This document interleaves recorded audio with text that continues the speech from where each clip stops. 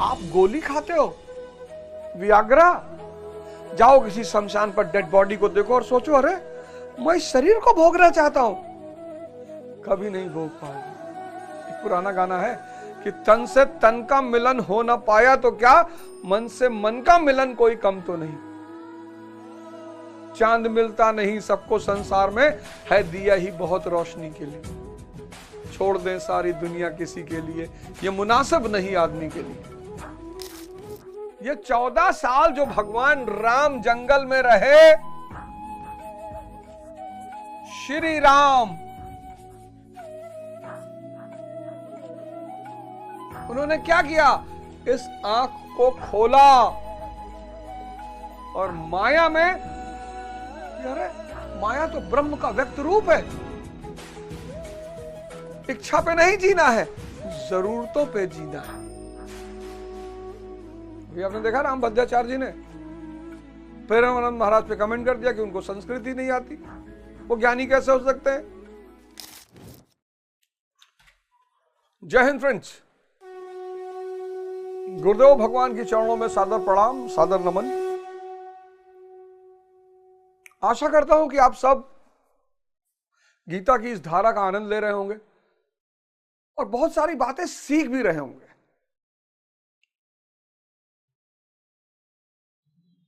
गुरु के बिना जीवन नरक है, पहली बात। गुरु बनाइए, गुरु के बिना जीवन नरक है। भारतीय संस्कृति का सबसे अहम हिस्सा है गुरु। ढूंढिए, बनाइए, साधना शुरू करिए।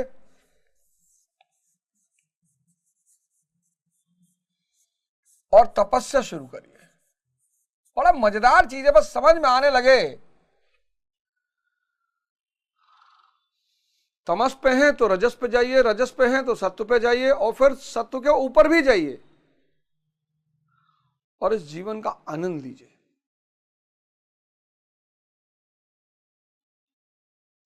सबसे बड़ी बात, वो जो चिराग आपको भगवान ने दे रखा है, चिराग और उसका जिन्न, ये कहानी कितनी बार पढ़ी आपने?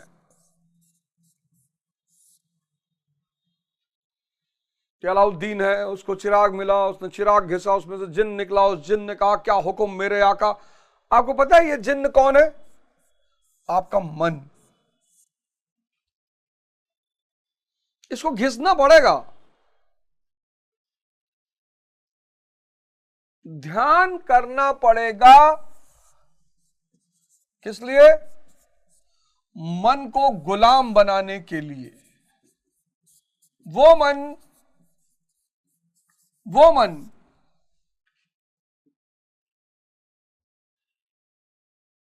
उस मन को गुलाम बनाना पड़ेगा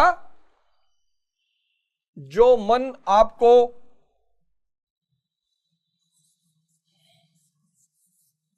ब्लू फिल्में दिखा रहा है।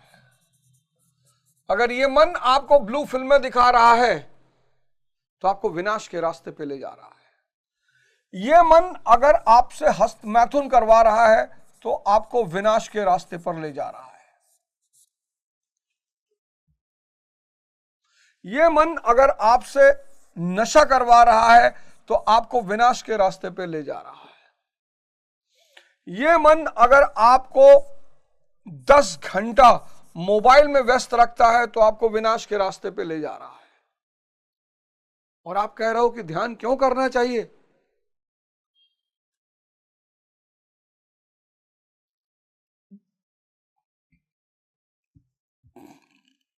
और आप पूछ रहे हो कि ध्यान क्यों करना चाहिए?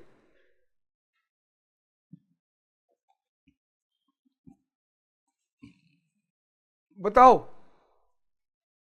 अगर आप ये चारों रास्ते पे हो तब तो भगवान भी नहीं बचा सकता आपको, कोई नहीं बचा सकता।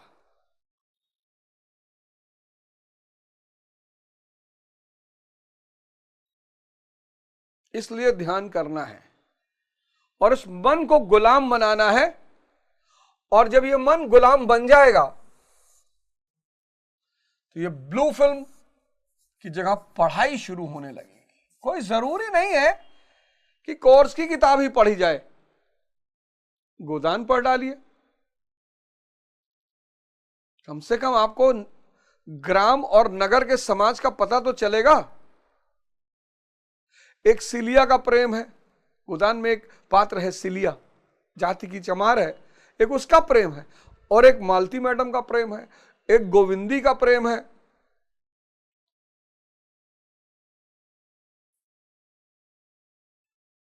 समाज का चित्रण दिखाई पड़ेगा। अब बड़ी प्यारी नॉवेल है प्रेमचंद की गोदान। यह हस्तमैथुन जो है यह सूर्य नमस्कार में बदल जाएगा, और यही मन करेगा, आप चिंता मत करिए, योग में बदल जाएगा, जिम में बदल जाएगा।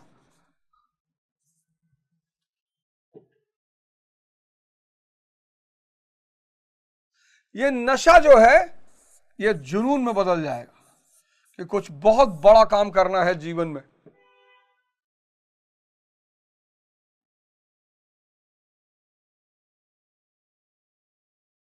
और ये 10 घंटे का सोशल मीडिया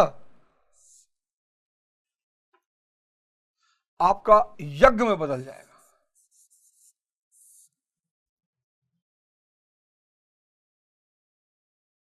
बस यही करना है, और कोई रास्ता है नहीं। और इसके बदलने में कितना टाइम लगेगा? 6 महीने, 6 मंथ्स।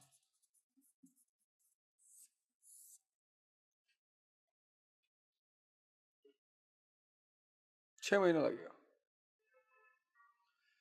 क्योंकि अगर आपने ध्यान और तपस्या नहीं किया, ध्यान साधना नहीं किया, इस मन को अपना गुलाम नहीं बनाया, तो आपकी जिंदगी के जो लक्षण होंगे वो ये होंगे।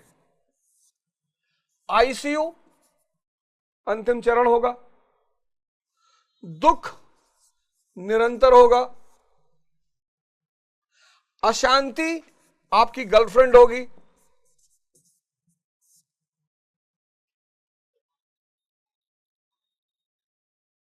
सब कुछ रहते हुए भी निराशा आपके चारों तरफ रहेगी। क्योंकि पिछले श्लोक में यही बात है कि जो नहीं करता, जो युद्ध नहीं करेगा उसका क्या होगा। तो भगवान कहते हैं कि जो ये युद्ध नहीं करेगा चाचा, वो कल्याण से भ्रष्ट हुआ जान।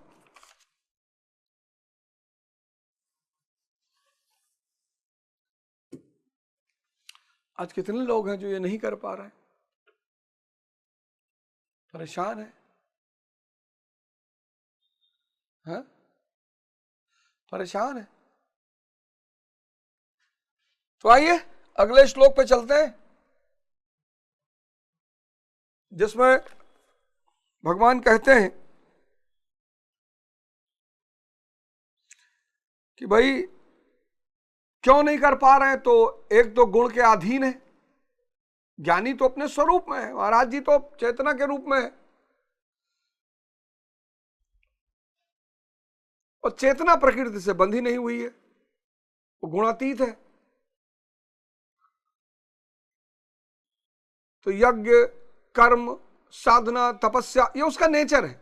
लेकिन जो अज्ञानी है, अध्यानी है,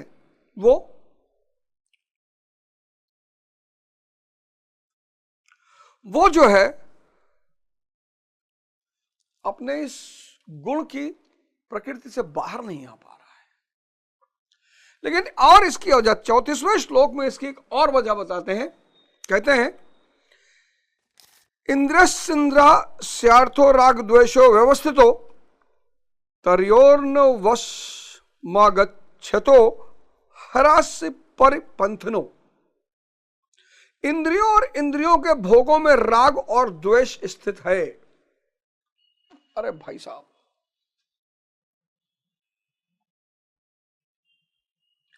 इंद्रिय और इंद्रिय के भोगों में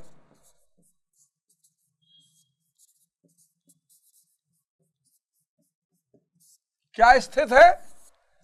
राग और द्वेष, ईर्ष्या, जलन। अभी आपने देखा राम भद्राचार्य जी ने प्रेमानंद महाराज पे कमेंट कर दिया कि उनको संस्कृति नहीं आती, वो ज्ञानी कैसे हो सकते हैं? इस दुनिया में किसी की इतनी क्षमता नहीं है जो जान सके कि कौन ज्ञानी है कौन अज्ञानी है ही नहीं। और कि कोई भी भाषा, कोई भी शास्त्र जानना ज्ञान के लिए अनिवार्य नहीं है। भगवान बुद्ध अंगुलीमाल को उठा लाए,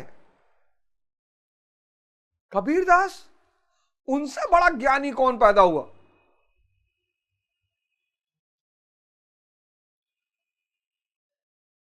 हे रत हे सखी मैं ही रहा हेराए, जाति न पूछो साधु की पूछ लीजिए ज्ञान।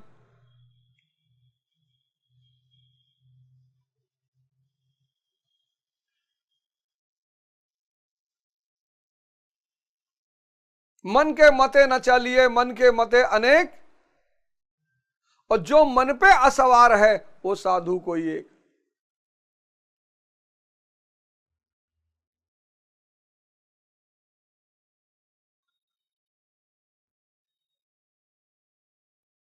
बताओ ये क्यों पैदा होता है? राग और द्वेष इंद्रियों और इंद्रिय के भोगों से। अब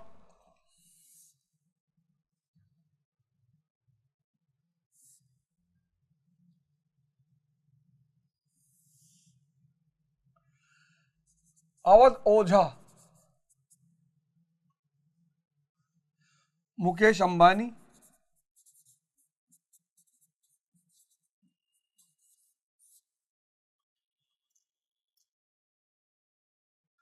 अब इनके पास एंटीलिया है और इनके पास 4 BHK का फ्लैट है।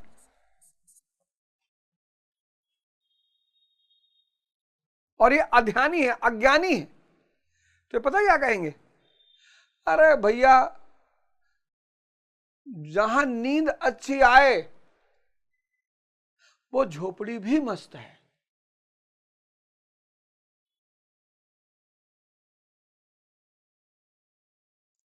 हम तो भैया एंटीलिया 8,000 करोड़ 10,000 करोड़ मकान में वेस्ट कर देंगे, वेस्टेज ऑफ मनी। हमसे क्या मतलब है यार, उसका पैसा है, वो आदमी मकान बनवाए, दुकान बनवाए, आइलैंड खरीद ले ना। वो अंदर द्वेष इंद्रिय और इंद्रिय के भोगों से कि हमारे पास नहीं, इनके पास इनोवा है, इस आदमी के पास रोल्स रॉयस है।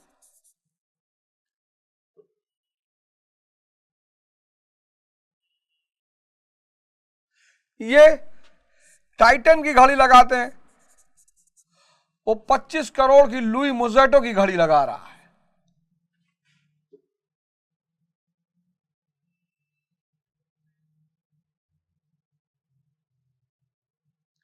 इनको इंफीरियरिटी कॉम्प्लेक्स, हर व्यक्ति इसी में परेशान है, क्योंकि इंद्रिय और इंद्रिय के भोग पे जो है, एक तो उसको राग है,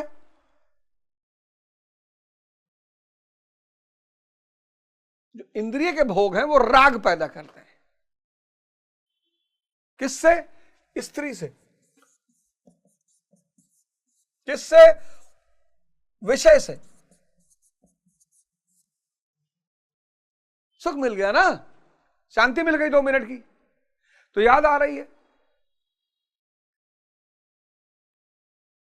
याद आने से तेरे जाने से जान भी जा रही है। पहले ये ना जाना, ये तो जाना बाद के प्यार में, जीना मुश्किल कर देगा ये दिल दीवाना प्यार में। भाई साहब अभी आपने आनंद देखा ही नहीं। और फिर तुलना, राग क्यों? सुख की याद, जितनी भी चीजें आपको सुख दे रही हैं, यानी क्षणिक विचार शून्यता दे रही, और द्वेष क्यों? तुलना।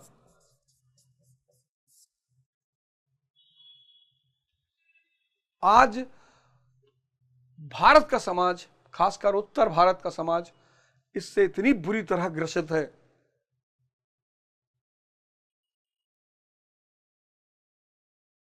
अरे भैया, अगर आपको इतनी चीजें अच्छी मिली हुई है, खाना, परिवार, स्वास्थ्य,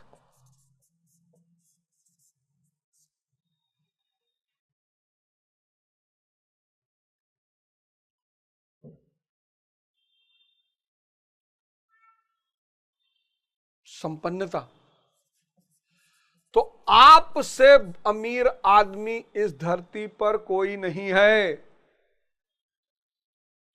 अगर ये चार चीज आपको मिलती हैं डेली, खाना मिल रहा है, परिवार आपको अच्छा मिल गया है, स्वास्थ्य आपको अच्छा मिल गया है, और इसमें से अगर दो ही चीजें मिल रही हैं,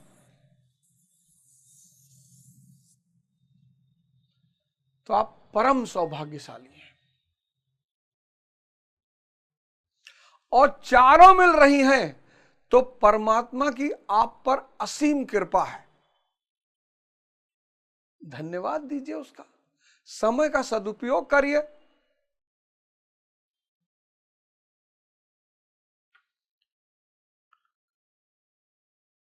इंसान बुराई कर रहा है,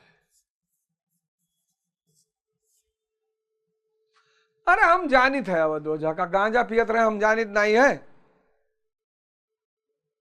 तू अपने आप का जाना था। अरे भैया हमें ना बताओ अवध ओझा के बारे में, जानित है। धोती फाट ही, अंदर कच्छा है ये नहीं। अवध ओझक जानत है। कितना समय वेस्ट हो रहा है, क्यों किसी को जानना? अपने को जानना है, स्वयं को। बुराई,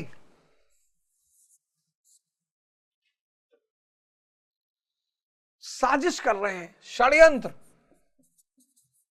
इनको पता नहीं है कि ये बुराई करते करते, षड्यंत्र करते करते इनके मन में मवाद भर जाएगा।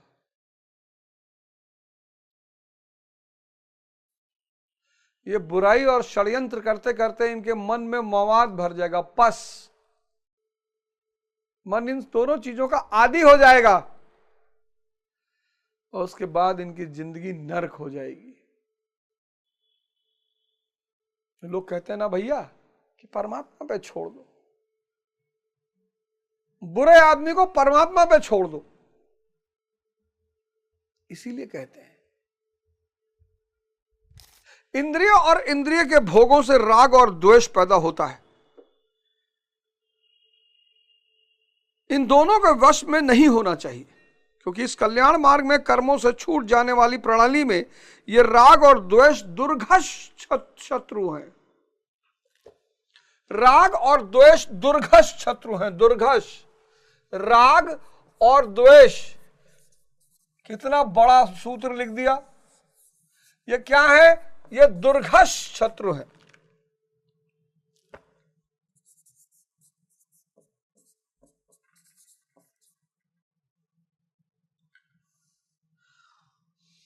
दुर्घष शत्रु क्यों? राग आपको माया से जोड़ के रखेगा, आपसे विषय चिंतन करवाएगा, दिन भर आपके अंदर एक बहुत खतरनाक प्रवृत्ति को जन्म देगा, जिसको कहते हो ओवर थिंकिंग।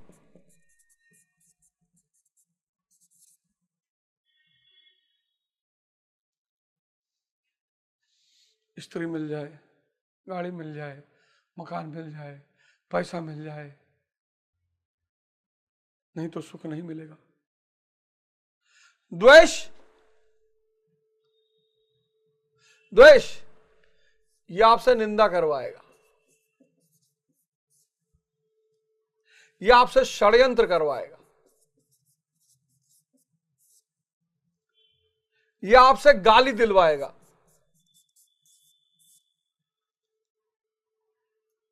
यह आपको अशांत रखेगा।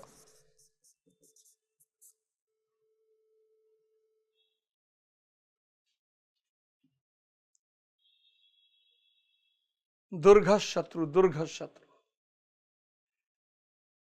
और ये राग द्वेष पैदा कैसे होता है? इंद्रियों और इंद्रियों के भोगों से। अरे जय हो महाराज। गुरु गोविंद दो खड़े काके लागू पाए, और बलिहारी गुरु आपने गोविंद दियो बताए। हमारे एक से एक दोस्त हैं जिन्होंने जीवन में सिर्फ पढ़ाई की, वो इस देश से बाहर ही नहीं गए कभी, बहुत परेशान है। और हमें तो गुरु मिल गया। अब भगवान नहीं चाहिए, गुरु को।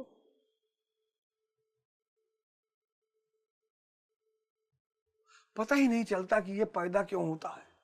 इंद्रिय और इंद्रिय के भोगों से।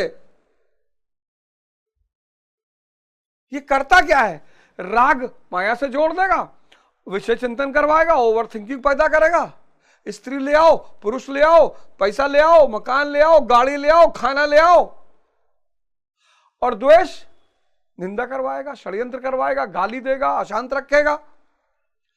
तो ये दोनों मिलकर क्या करेंगे? ये इष्ट चिंतन को खत्म कर देंगे। सरकार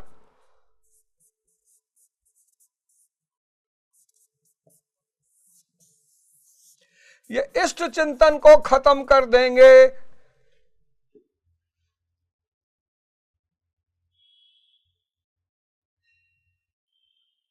बस खत्म आपकी कहानी। दुर्घष शत्रु है, दुर्घष। आराधना का अपहरण कर ले जाते हैं। देखिए, इष्ट चिंतन को खत्म कर देते हैं। आराधना का अपहरण का मतलब क्या? इष्ट चिंतन खत्म। जब शत्रु भीतर है तो बाहर कोई किसी से क्यों लड़ेगा? आज सबको लग रहा है मेरा भाई परेशान कर रहा है, मेरे माँ बाप परेशान कर रहे हैं, मेरी पत्नी परेशान कर रही, मेरे बच्चे परेशान कर रहे हैं, मेरा पड़ोसी परेशान कर रहा है। कोई नहीं परेशान कर रहा है। आप अंदर से परेशान हैं। बावर्ची मूवी देखिए, जब वो खाना बनाने वाला भाग जाता है, कैसे सबको एक दूसरे में कमी और ये और वो नाराजगी दिखाई पड़ती है। आप बावर्ची मूवी जरूर देखिए, राजेश खन्ना की, प्लीज देखिए। आप सारे लोग राजेश खन्ना की मूवी देखिए, बावर्ची।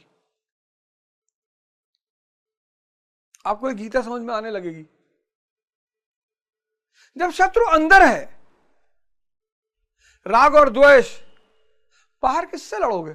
कौन है दुश्मन बाहर?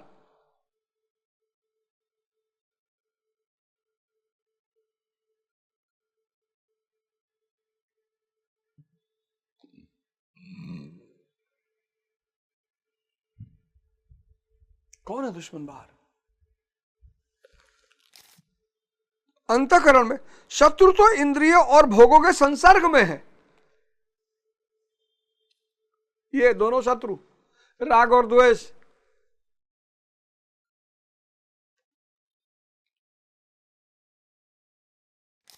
अंतःकरण में है, अतः यह युद्ध भी अंतःकरण का युद्ध है। क्योंकि शरीर ही क्षेत्र है जिसमें सजातीय और विजातीय दोनों प्रवृत्तियां, विद्या और अविद्या रहती हैं, जो माया के दो अंग हैं। क्या बात है! विद्या और अविद्या दोनों माया के ही अंग हैं। ये संसार, ये ब्रह्मांड, ये नहीं छोड़ना है भाई। विष्णु जी और लक्ष्मी जी,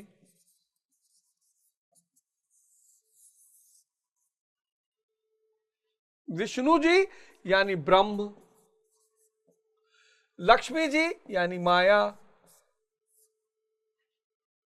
ये दोनों का एक दूसरे के बिना कोई अस्तित्व नहीं है।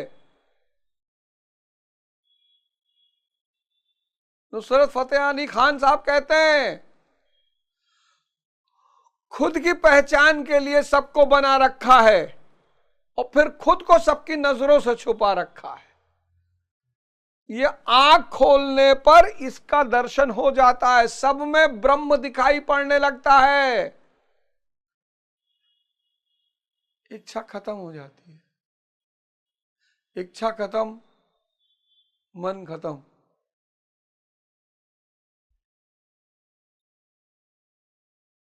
ये 14 साल जो भगवान राम जंगल में रहे, श्री राम, उन्होंने क्या किया? इस आंख को खोला और माया में कि अरे माया तो ब्रह्म का व्यक्त रूप है।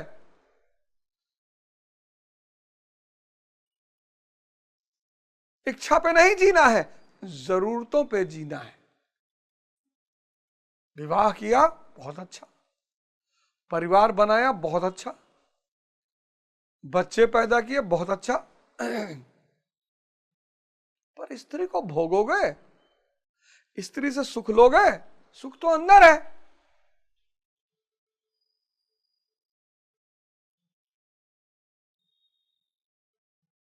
गोली खा के लोग प्रेम कर रहे हैं, बताओ। गोली खा के लोग प्रेम कर रहे हैं। शरीर,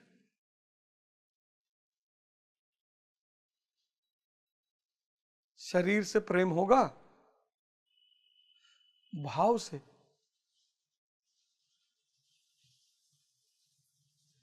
ये 14 साल, इसीलिए भगवान राम इस देश के लिए आराध्य है कि वो कहते हैं कि जब मैं भगवान होके 14 साल की तपस्या कर रहा हूं,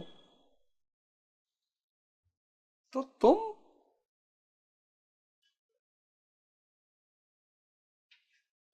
तो लोगों ने समाज में कहना शुरू किया, अरे भैया वे भगवान के अवतार हैं, चाहे जो करें। और विवेकानंद जो कहते हैं कि मैं उस प्रभु का सेवक हूं, जिसे अज्ञानी लोग मनुष्य कहते हैं, वो भगवत का तत्व सबके अंदर है। ये जो आप बोल रहे हो, देख रहे हो, सुन रहे हो, ये उसी तत्व की वजह से है। वो निकल जाएगा, शरीर मिट्टी हो जाएगी। मरने पे लोग क्या कहते हैं? मिट्टी कब जाई हो?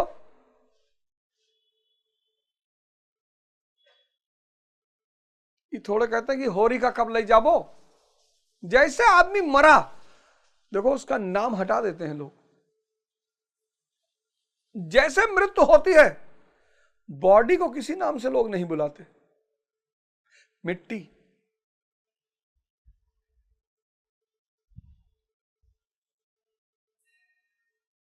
और उसको जलाते हैं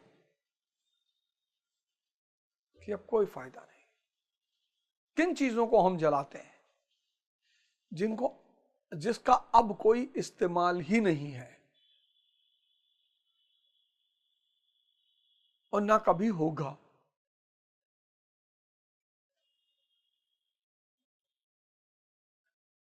जब गेहूं निकाल लिया जाता है, भूसा पहरा बचता है, तो या तो उससे भूसा बन गया कि जानवर खा ले, और या फिर उसको जला दिया। हर वो चीज जिसका किसी भी प्रकार का महत्व अब कभी नहीं होगा, उसको रखने की क्या जरूरत है?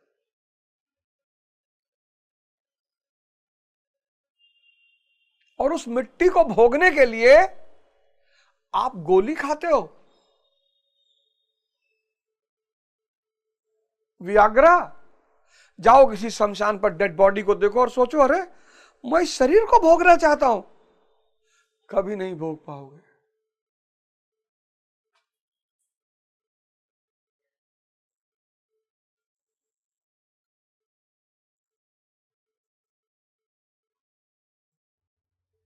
एक पुराना गाना है कि तन से तन का मिलन हो ना पाया तो क्या, मन से मन का मिलन कोई कम तो नहीं। चांद मिलता नहीं सबको संसार में, है दिया ही बहुत रोशनी के लिए। छोड़ दें सारी दुनिया किसी के लिए, यह मुनासिब नहीं आदमी के लिए। बताओ, उस डेड बॉडी में चेतना नहीं है।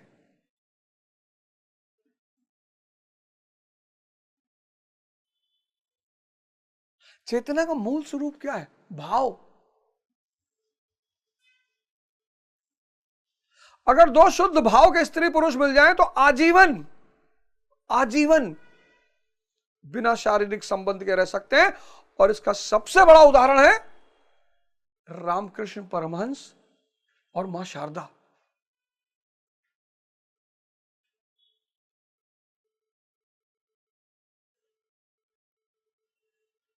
निषेचन यानी बच्चा पैदा करना, सेक्स यानी मन की उत्तेजना को कंट्रोल करने के लिए, खत्म करने के लिए बाहर की शक्ति को, अंदर की शक्ति को बाहर फेंक देना।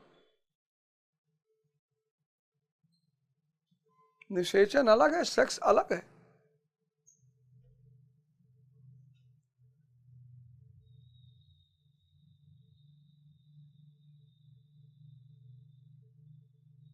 ये भगवान का देश है।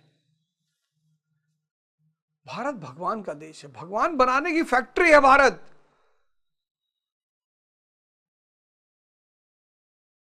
भगवान बनाने की फैक्ट्री है भारत। इसीलिए तो पूरी दुनिया भारत से चिढ़ती है।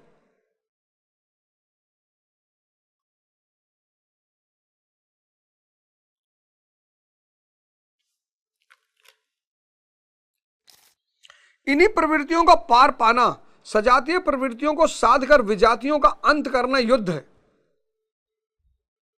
सजातीय प्रवृत्ति, ध्यान, योग, ज्ञान, विनय, विवेक, विद्या, विजातीय समाप्त होने पर सजातियों का उपयोग समाप्त हो जाता है। आपके मन का विलय आपके आत्मा में हो गया, मन गायब हो गया।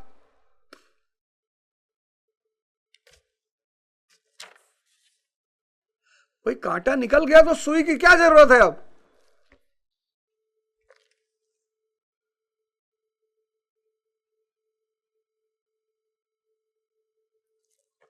जब कांटा आपने निकाल दिया सुई से, अब सुई की क्या जरूरत है? विजातीय गायब हुआ, सजातीय भी गायब हो जाएगा। आप अपने स्वरूप में आ जाओगे। इसलिए चेतना को कोई बांध नहीं सकता।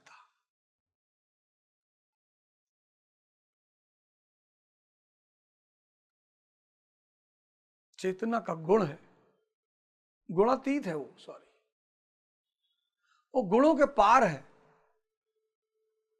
न सत्व, न रज, न तम।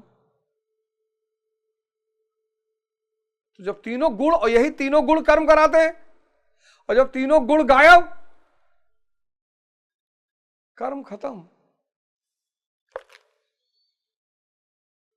स्वरूप का स्पर्श करके सजातीय का भी उसके अंतराल में विलय हो जाना, इस प्रकार प्रकृति का पार पाना युद्ध है, जो ध्यान में ही संभव है। राग और द्वेष के समन में समय लगता है। इसलिए बहुत से साधक क्रिया को छोड़कर सहसा महापुरुष की नकल करने लग जाते हैं। श्री कृष्ण इससे सावधान करते हैं। श्री कृष्ण इससे सावधान करते हैं कि भैया नकल मत करना। मैं आप सबको एक स्वर्णिम जीवन की तरफ आमंत्रण करता हूं। आप कुरान पढ़िए, खुद से पढ़िए। आप आदि ग्रंथ पढ़िए, खुद से पढ़िए, उसमें भी सूत्र दिया हुआ है।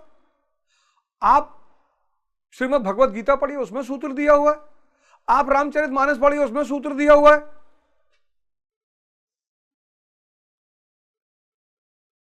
पर आप पढ़िए तो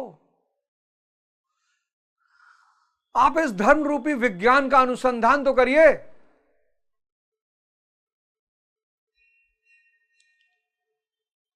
बाहर निकलिए इस नर्क से, अपने परिवार, अपने समाज, अपने राष्ट्र और फिर इस पूरे विश्व का एक पुनर्निर्माण करते हैं।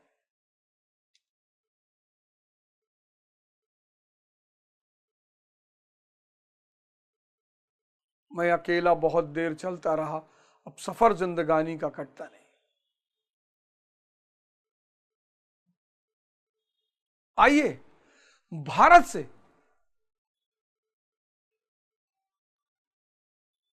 एक ऐसी धारा का निर्माण करते हैं कि पूरा विश्व भारत का ऋणी हो जाए।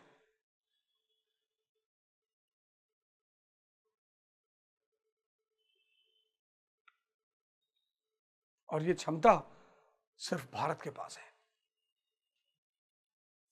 जय हिंद, जय भारत।